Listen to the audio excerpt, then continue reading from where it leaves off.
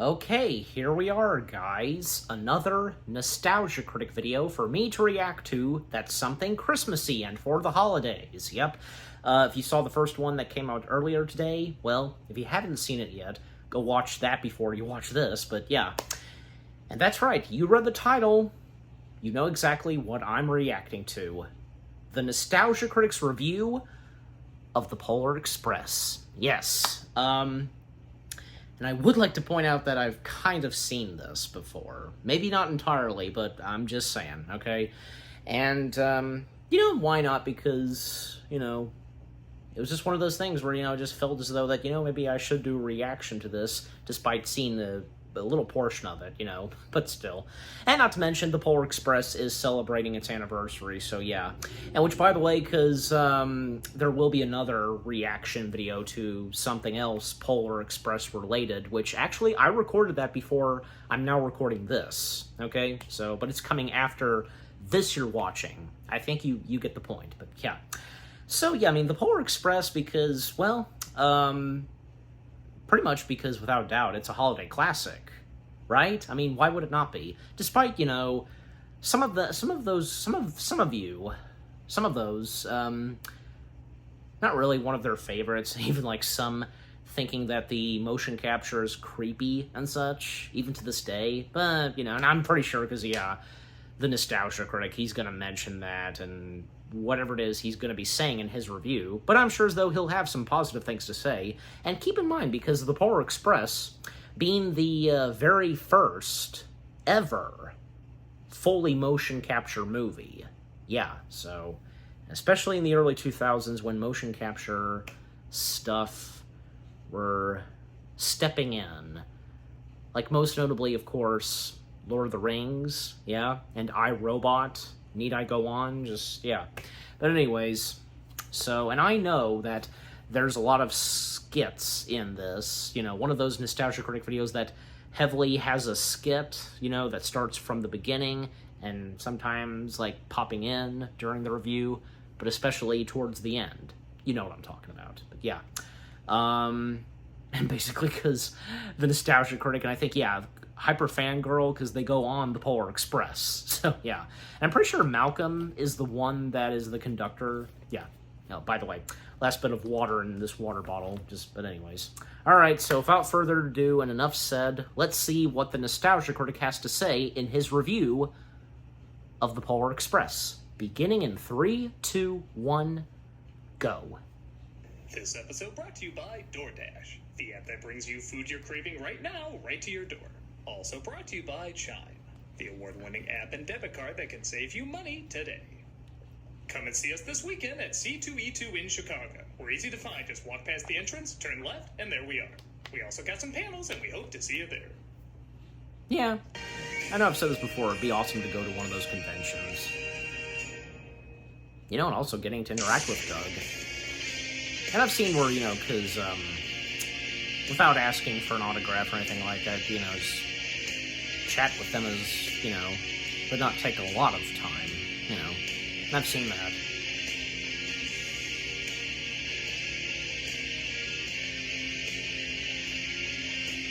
Not to mention, Doug is quite good at being aware of those that do reactions to the Nostalgia Critic content. Most notably, the Renegades React. But here we go.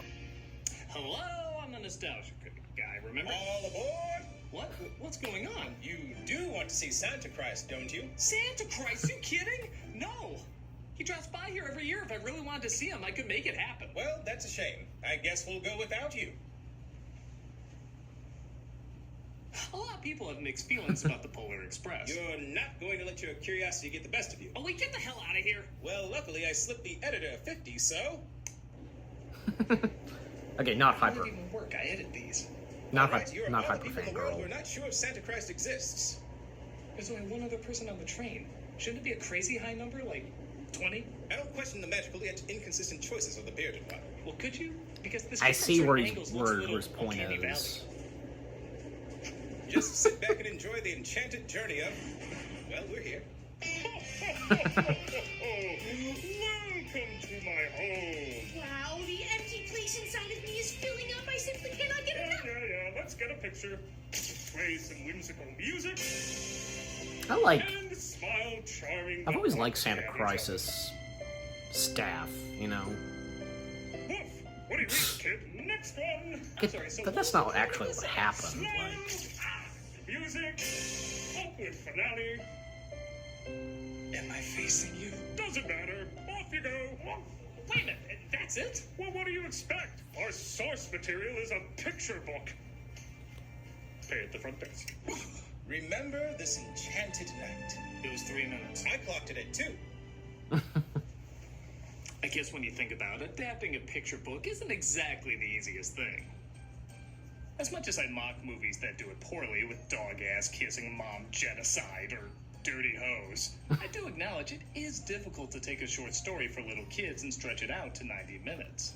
That's one of the reasons I think films like Where the Wild Things Are, Hugo, and Paddington I pretty much consider flawless masterpieces. Because not only did they expand on these incredibly short stories, but they stayed true to the vision and themes of them. And pass it, Hobo! You do you. Maybe that's why, despite its flaws, I have grown a soft spot for Robert Zemeckis' Polar Express. Though now a staple for many around Christmas time, I was both surprised yet not confused about it getting mixed reviews from critics. The short of it is, they were distracted by the uncanny valley of the motion capture animation and felt it was too forcefully trying to become a Christmas classic. I don't disagree, but what the film gets right, especially when compared to other picture book adaptations, I think is worth giving high praise. I remember growing up with the story and really appreciated the film tried to entertain people the same way the source material did, rather than shove whatever slang, pop cultural references, or far blunt humor will be dated in a week. That seems to be less and less with kids' book adaptations, and I really think this film should be applauded for it. But yes, there are clearly things that don't work. Yet, to the film's credit, they are interesting things that don't work. Whether you get into it or you don't, people love to discuss this movie. Like they enjoy figuring out exactly what it is that makes them enjoy it enough, or what it is that turns them off just enough. I'll admit I'm one of those people that loves talking about it, and that's what I'm gonna do today. Nice. So if you're ready to discuss what doesn't quite look right. I said quite, not painfully. Oh, maybe I should use some different CG makeup. Better? Leave. This is What? the Polar Express. Was that supposed to be like what, CG First off, I won't give Clarice this movie from credit for having the balls Signs of the to Lambs? actually be rated G. I know it sounds weird, but nowadays and even back then, studios thought a film had to be PG or higher for people to see it. So they'll add an occasional swear word or sometimes nothing at all to get it that PG rating. This film has more scary imagery than Inside Out, but it doesn't think your kids are pussies. I should also point out this movie was originally supposed to have Tom Hanks as all the roles. He does have a lot of them, but Zemeckis saw he was getting exhausted and scaled it down to motion capturing for only 5, including the main kid and the conductor. I will say, since they didn't go all the way with him playing all the characters, I think they should have just kept him as the conductor. The idea of a one-man show with CG animation I do find fascinating, especially in a story that teases this could all be a dream. But when it's not, The Hobo and Santa were pretty good. More when compared to the characters that are played by other actors. I mean, the idea of getting other actors is to work off different energy of other performances, bringing in something new and fresh. But when half of them are the same person, you get a little too used to the same expressions and reactions. Even the designs look the same. Every character he plays has that tick-style chin, weird eyeliner eyes, and train whistle lips. This isn't makeup, it's animation. You can make him look however you want. Make him look however you want. With that said, I think he does do pretty good. Yes. Though Josh Hutcherson does the main character's voice, they work pretty well off each other to make this kid, named Hero Boy, by the way. What, did you just watch Gordy? Seem like a believable onlooker who has a lot of doubt. It's like Big if Hanks and his best friend played the same role. In a PS3 game. And to hold everyone's presents, his sled would have And to be Tom bigger Hanks than plays an the ocean dad. liner. And yeah, I guess I should talk about the animation, as for many, it is the most distracting part. Yeah. I personally think it looks great. For 2004. There's no question it's trying to go beyond what it's capable of doing at the time, and yes, they maybe should have waited 10 more years or so before trying this, but when you realize this came out the same year as Scooby-Doo 2, Van Helsing, and Garfield, you may cut it a little more slack. Ironically, the film looks better when it's trying to capture the surreal look and feel of the book, rather than the realism of human textures and movement they focus so hard on. The characters don't need to look real, they just need to feel real. And a clever stylized look can accomplish that. If it That looked being too his real, I'd be example. questioning why the camera can go through glass paper or whatever this is. I think the film No. shines more when it tries more weird stuff like that. Hero Boy is starting to have doubts about Santa, but suddenly a mysterious train appears outside. What about in the book? Because I can't remember if the kid had I a reckon we name. have a 50-50 chance at this. Damn it. Sorry, even in a cartoon, I can't take Hanks's cartoon accent seriously. Every second I'm expecting him to go, Knock, knock. Go fuck yourself. God. Okay, says because of the kid's doubts, Let's say he's about taking him Woody. to see Santa along with a Don't bunch dare, of other Critic. children. Yay, we're being kidnapped! He discovers a girl named Nah. what's this for original Hero Girl. These sound like temp names for a Robert Rodriguez kids movie. And I swear the animation direction for her was, hey Frank, remember when Jack Nicholson played the Joker? Can you little black girl that? You know what, I should be thankful if Hanks was gonna play other parts. This could have been a lot worse. Whoops, yeah. did I say she was the freakiest looking character? Eddie Do you know what Deason. kind of train this is? It's a Baldwin 284 S3 class Berkshire type steam locomotive. Yes, I can read your thoughts, and I am smarter than you. Can cross that off the list. There's something I love about this moment. Hero Boy looks at a store animatronic and is like, "Aw, that's not the real Santa. I thought they captured him and displayed him out front like a zoo. You're a weird kid." We're heading for the other side of the tracks. I take it back, you're perfectly normal. You're the butthole cut of cats! Well, they're coming. They're dropped by another kid's house who doesn't get on. But when he changes his mind, almost forming an expression, Hero Boy stops Yes. the train. And the places in play. He explains he did it to let the kid on, so That's the not what conductor happens calms in the down. film. Next, they serve the kids hot chocolate, just so every train ride themed after this movie can have some kid shouting, "Why are they flipping and doing somersaults like in the film where everybody looks like Superman's upper lip?" Where are you going with this? It's for him. Hero Girl tries to sneak hot chocolate to the kid in the back, but in doing so, she loses her ticket. It Forrest Gump feathers forgot out the to window, take and her it should ticket be with her. mentioned this film was clearly shot for 3D and IMAX, and to its credit, it looked really good in 3D and IMAX. Yeah. A lot of movies during that time looked like the 3D was added last minute, but this one not only looked like a lot of time was spent on it, but they went out of their way to make this a spectacle movie. Even if it's not as impressive on the small screen, the colors and backgrounds are still jaw-dropping, leading to some imaginative and beautiful landscapes, which is what CG really shined in at the time. In a strange way, the only thing to distract from the beauty of the Polar Express is what happens on the Polar Express. She didn't lose her ticket. I did. You can have my ticket. These are not transferable. One of the pros and cons to Hanks as the conductor is it always looks like he's about to shank someone in a scene. Like, that face. No, it's nothing that Jeez. crazy. They just climb to the top of the train to make their way to the front. What the fuck? Now, I guess it's possible this is the shadow of the homeless man he discovers on top. If so, why did he take her to the back, and where the fuck did they go? Yeah. Did they forget there was an inside of the train they were inside of? And by God, how do so many animated characters survive the cold wearing the equivalent of a bath towel? Would you like to hear about movies? They're all the best I've ever seen in my life. Is there something I can do for you? Tom Hanks also plays the hobo, who's hands down my favorite character. We don't Yeah. know exactly what he is, but they hint at him either being an angel or a ghost.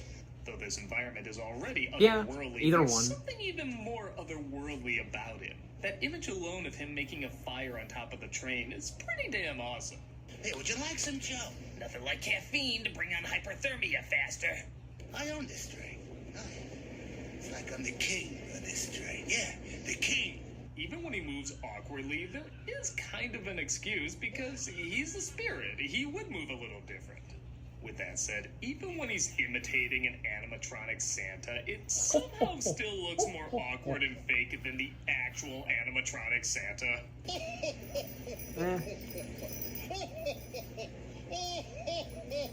Screw the fireplace. This is what you should loop on your TV around Christmas time.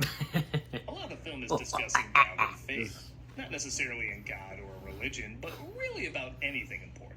I do like it isn't just a bland follow your dreams message as much as sometimes it's hard to know what to believe and there's going to be a lot of trial and error. Like they're saying, there are good times where you need to be skeptical.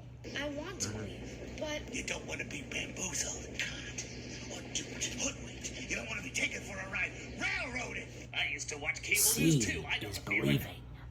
Even the message of seeing is believing is almost contradicted with the Like I most just real said. things are the ones we can't see. Seeing is believing. The most real things in the world are the things we can't see. There are Yep. layers to the message. what the they're conductor getting would say. across. Not tons, but it's like Fred Mert's cake. They're all in there. We gotta jump them knuckles. They have to get to the front of the train before the tunnel hits, so he uses a pair of ghost skis. I don't know. To get down there. Well,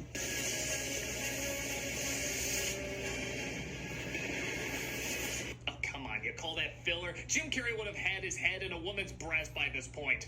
That's how you fill her. Because he literally filled her. I just realized that. oh jeez, Doug. He gets to the front and discovers Hero Girl, but the train starts speeding out of control. What about this red one? It looks like a brake. No, he said this was the brake. Are you sure? And the late Michael Jeter as smoking as Michael as Are you smoking sure this is steamer. his blatant character arc?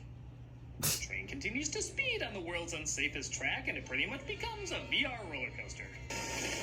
Yep. We're dropping faster than a presidential approval rating!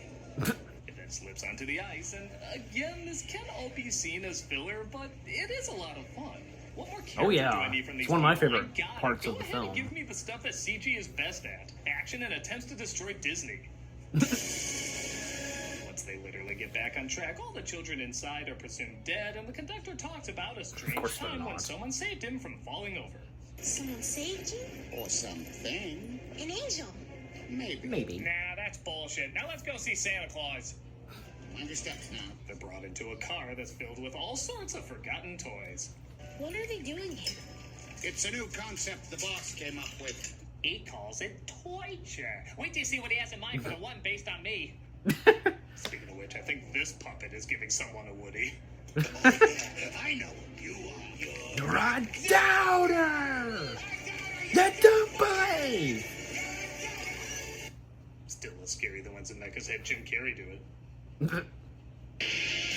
And commercial break. I was wondering, because...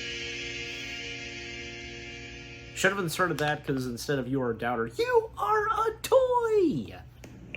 Which, by the way... If you look deeper, you'll see DoorDash. It's right next to the Woody. Alright, so commercial break, and it's DoorDash, airplane themed, but yeah. You know, attention passengers, you know, something about DoorDash. Anyways. Alright, so quick time in. Okay, there we go. Because, yeah. Time out, I should say. Yeah, because so far what Doug has had to say about the Polar Express, I don't know, because so far, I mean, he's been giving it some compliment, but at the same time, like, pointing out, like, most notably, the film's animation and stuff like that. Yeah, I get it. And, yeah, and I actually quite didn't realize, maybe I did, but Tom Hanks almost going to play every single character, which, why when, like, anybody else would be playing the other motion capture characters, obviously, like the female characters or the know-it-all, yeah.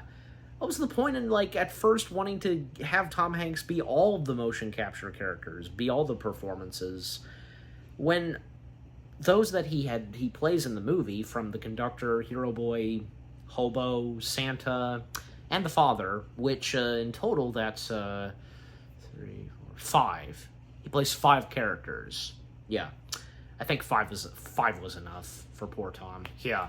And besides, also, because The only, like, and I was gonna point this out as well, the only kid character to be both motion capture performed and the voice, well, that being the know-it-all, Eddie Deason, both being the motion capture performance and the voice. Yeah, obviously, so...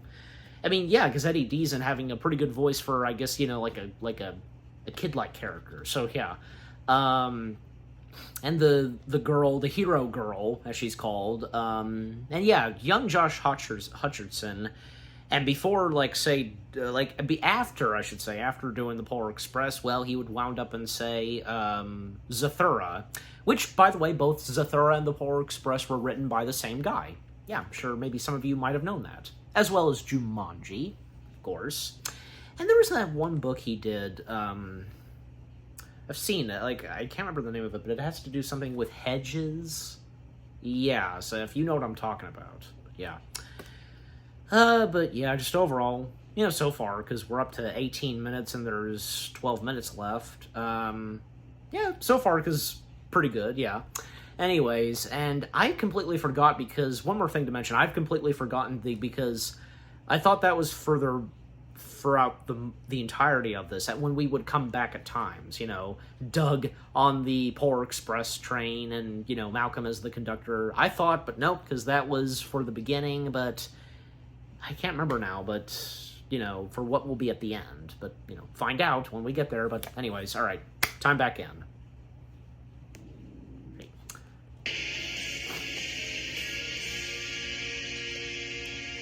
So, we're about 45 minutes in. Why not suddenly make this a musical? The best time of the year, when everyone comes home. Now, I know what you're thinking. What? They had that song earlier. But that was a show being put on for the kids on the train. Like I said, they even do that on these Polar Express themed Yeah, but where'd the rides. music come from? That doesn't make it a musical yet, because that could qualify in a non-musical environment. This is the first time someone is singing to express their thoughts, and it comes right the hell out of nowhere. It'd be like Bruce Wayne singing halfway through Batman Begins because they went to an opera earlier. It doesn't count, and it'd be distracting as fuck. All the dreams of children, once lost will all be found. If Hanks is in, I'm just assuming you were looking for an Oscar already. It also doesn't help that it's not a very good song. It's not awful, but it's cheesy as hell, and It's it seems not like awful, they're trying to you know, it's plant not. it as a song you'll sing with other Christmas carols. The best you'll get is children's recitals, and that's because kids kind of remember the notes when they fall asleep during this song. Look, the Northern Lights. Wow! We literally just saw reindeer and presents in the sky like God's Etch-a-Sketch. But this is the moment that impresses us, I guess. What's stranger than everyone singing 45 minutes into the movie? Everyone singing another song immediately after.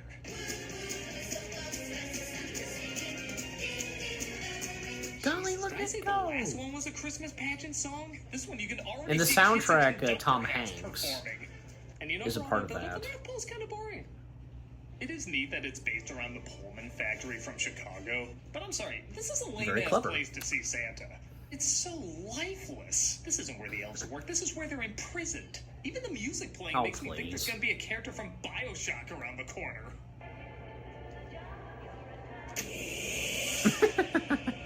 The last kid on the panel doesn't He's want to kind see of, he's Santa, not though, so wrong, hero like, boy and I hero can, girl. I get his So point. dumb. Try to convince him. But Christmas is such a wonderful, beautiful time. It's a time for giving and being If he said what he thankful said, yeah, for dumb, friends and like, family. yeah. And peer pressure. Christmas is about peer pressure. You saw what happened to Starbucks when they didn't change their cups. Hero Boy accidentally disconnects them because he wants I to don't turn know. this into an Australian train PSA. And they end up Oh, inside God. one of the factories. You put them on a check twice list for next year. All right, boys. Let's shut it down. All right, that's it for this year. Come on. Joe Pesci's finest performance. No, that's actually, This scene that's of them actually Charles essentially Fletcher, going in a the voice of giant Roger bank Rabbit. teller tube is also pretty forgettable. Say what you will, but the thrill ride portions of this movie were great. So riding in what every kid imagines riding in every time they visit the bank should be downright amazing. What do we get? It's just how their faces just, like, you know, how fast they're going. It's like going down McDonald's playground slide while watching 2001 on your phone. They accidentally end up in Santa's Good sack. point. Good night, everybody. And discover the geeky kid has followed them. Which, how the hell did he do that without being seen? How did you miss anything about this kid? I want to make sure I'm getting everything on my list. All I found was one present, and all I had was a bunch of Stupid underwear. Is Mother not regretting hole and condom on your list? Oh, They God. get the bag to the town square, and yeah, most of this is stuff in the movie you really could have cut. The bag is too low, so they get more altitude. The star is knocked over. Some elves save it. The kid doesn't And I like trust the conductor elf with his shouting to present. them. The elf does everything to convince him not to trust him with the present. It's in good hands. Trust me. See, we make one of those every year for you just to destroy it. Why? Because we can. Well, the elves, Honestly, like, everything from when you they know, arrive to when they meet they Santa know could because- have been majorly trimmed or completely cut, and you still would have met the theatrical And they're run right, time it is and good missed hands. nothing.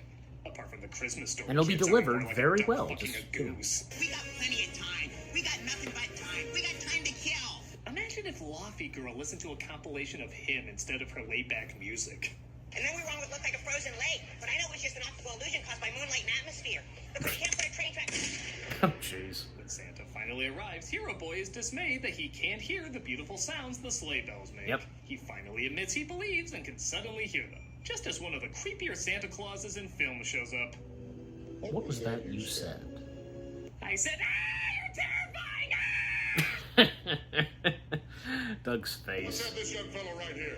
Santa picks Hero Boy to be the first child to be given a present, and the elves are hoping it's a wheelchair because I guess they think he can't walk. What would you like for Christmas?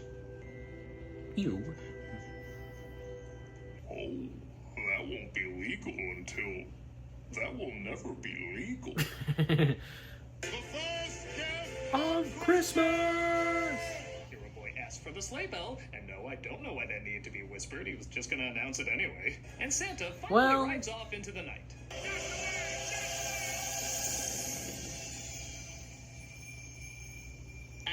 That wasn't supposed to happen, folks.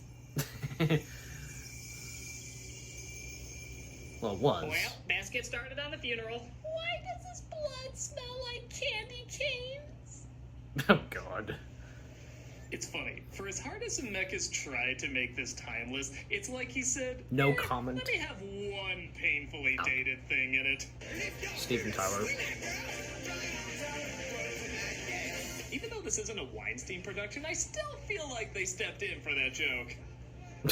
The elves all dance with completely blank faces, but when Hero Boy gets to the train, he discovers the silver bell is gone, falling through a hole in his pocket.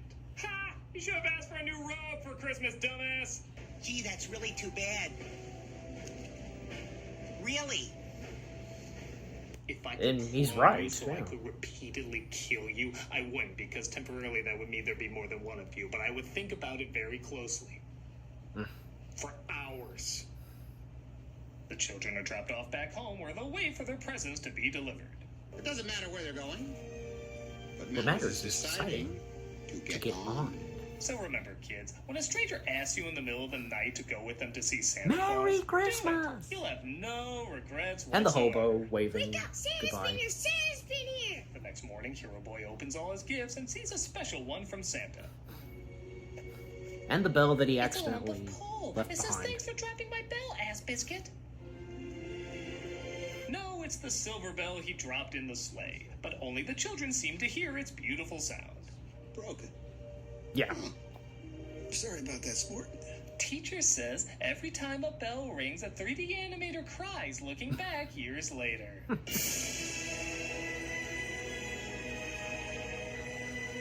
And that was the Polar Express. Awkwardly flawed, but I do find myself warming up to it more and more. Well, that's good to When know. it came out, I guess I was more critical of it, and yes, all the problems people point out are true. But after so many lesser cheap adaptations of kids' films, I really do admire this one tried to pull as much from the book as possible. It was trying to be timeless, innovative, and memorable. Yeah. And for 2004, I think it did succeed. The errors are very obvious, though, in terms of the awkward facial expressions, which CG has gotten a lot better at. So if someone just And can't motion get into capture? it because of the uncomfortable faces, I understand. That's where you can get the majority of emotions from. For me, though, it isn't just the faces. It's the backgrounds, it's the themes, it's the atmosphere and environment. that speaks to me just as much. And while those two aren't perfect, I still leave feeling maybe not whimsically enchanted, but comfortably entertained. I still get that nice snug feeling you associate with Christmas while watching it. Like someone made a really well thought out production of some sort of Christmas play, but it was done with weirdly carved marionette puppets. Yes, that's distracting, but you still feel the effort. It may not be a masterpiece, but whether you're a fan or not, it's definitely an experience either way. Indeed, as Santa says. Okay, Critic, I tried less makeup. How's this look? Oh, God. I don't know where you live, but move further away. Which character is it again that Tamara's playing in this?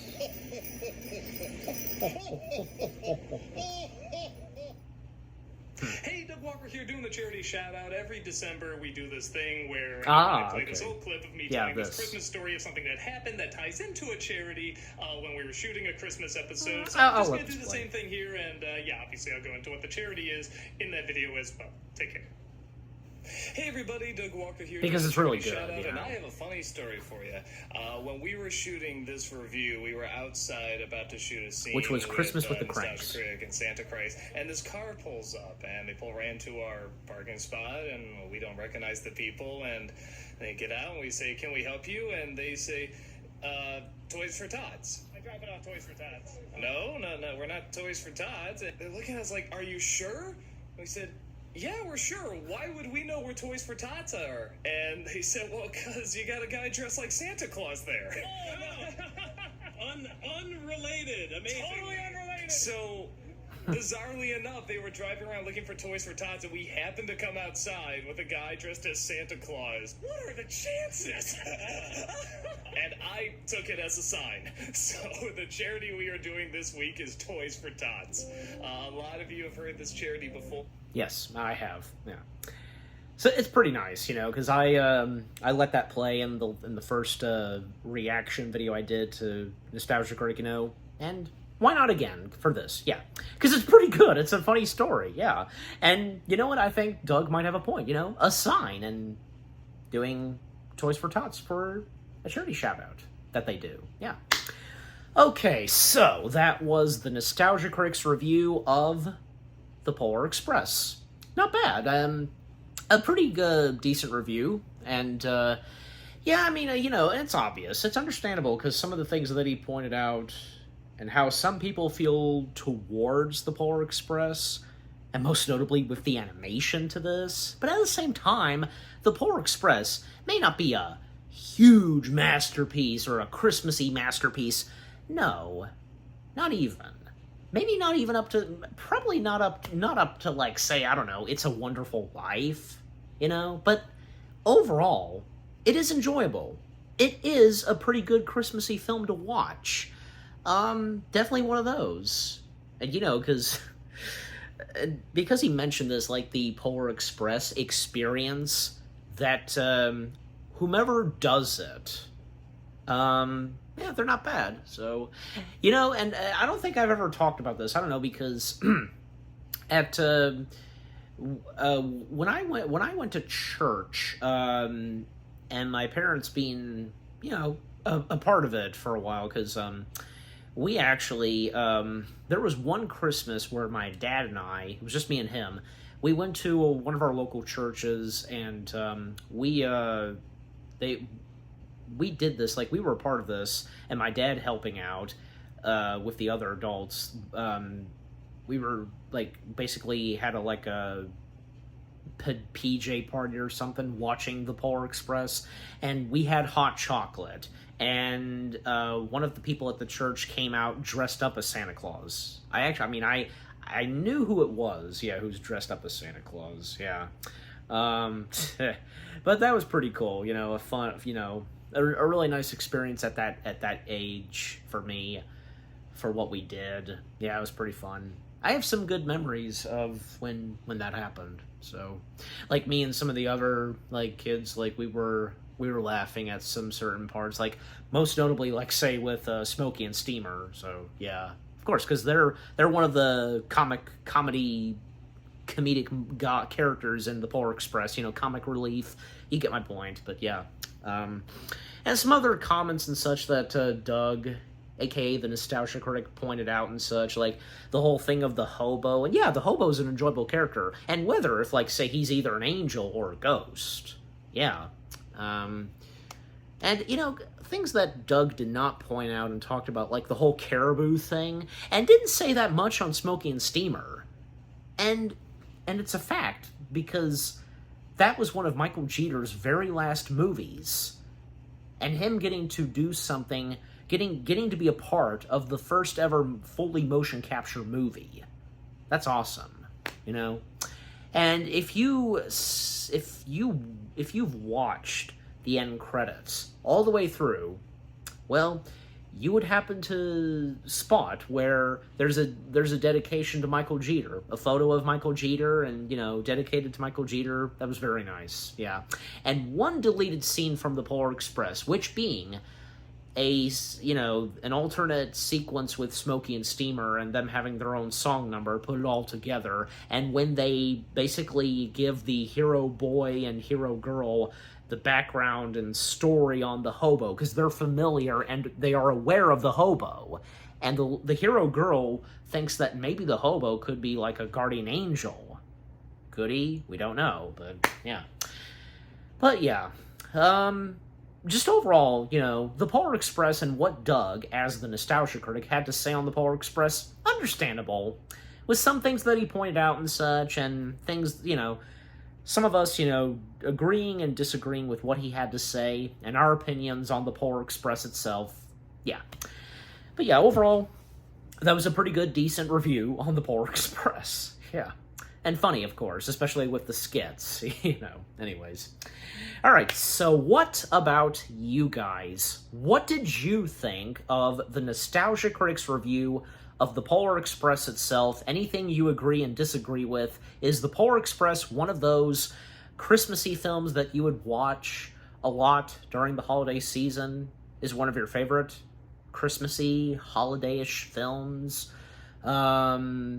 Yeah, just, you know, overall, what do you think of the Polar Express itself, and what do you think of the Nostalgia Critic video itself, what he had to say, and him reviewing the Polar Express? And with what I've had to say, my reaction, and yeah, what did you think of my reaction?